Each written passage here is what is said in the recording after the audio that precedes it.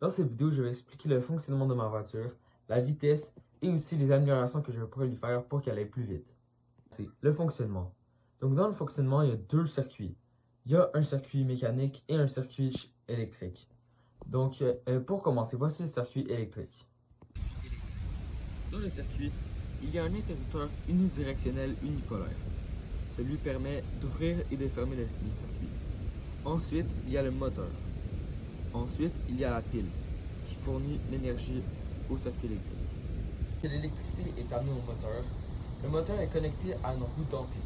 La roue dentée est ensuite connectée avec une autre plus grande roue dentée qui est connectée à la grande roue. Donc la roue qui permet de faire avancer la voiture. Comme on peut le voir ici, il y a deux roues dentées. Donc la petite qui est celle du moteur et l'autre qui est celle qui contrôle la roue. Donc, il y a aussi donc deux petites roues derrière. Donc ces deux roues sont menées par la grande roue et elles suivent en fait la direction que la grande roue prend. Donc les deux roues dentées.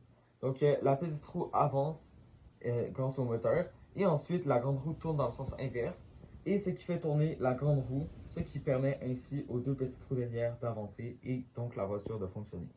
Vitesse, ma voiture fonctionnait donc à 5 mètres pour 5 secondes. Donc ce qui veut dire 1 mètre par seconde.